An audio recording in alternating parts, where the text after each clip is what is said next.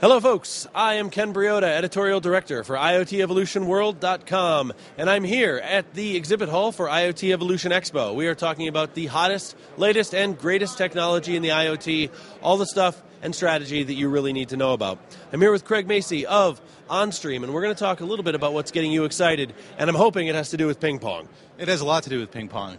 Would you like to know about the ping pong? Of course. Okay, so what we do is we take connected devices, we transform them into smart devices. So we thought to ourselves, if we're going to come out here, what's the most dumb device we could think of that's a lot of fun? That would be a ping pong table. So what we did is said, look, is there anything we can do to make it smarter? Well, it turns out there's a robot that shoots ping pong balls, but it's not very smart at all. You have to press a remote control button. You have to wait for the ball to come. So what we did was we took a sensor, we put it in the ping pong paddle, we track how well you do, and if you do better, we send commands to the robot, makes it behave a little more obnoxiously. If you do extremely well, it shoots the balls at your head. And if you do poorly, then it'll back off and try to give you a chance. That's awesome. And it sort of lends itself into something that I know you've been thinking about and I've been thinking about too, in that everybody's talking about the source of the data being sensors, being environmental sensors mostly.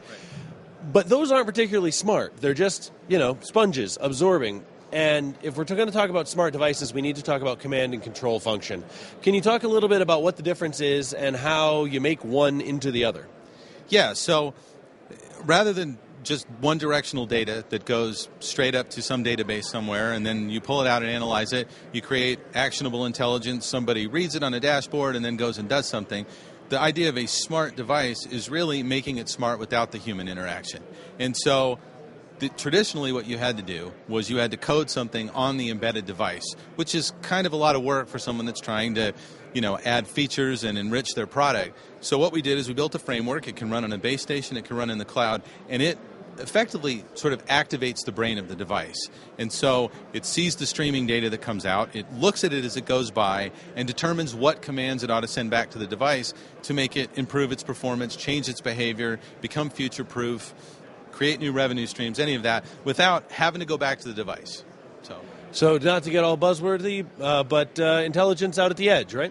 That's a great way to put it, yes. That's great. Thank you so much, Craig. Really appreciate you taking the time with us today. Appreciate it. Folks, I am Ken Briota. I'm the Editorial Director for IoT Evolution World, and you can find me on Twitter, @Ken Briota, or @IoT Evolution. Craig, where can we find you on Onstream?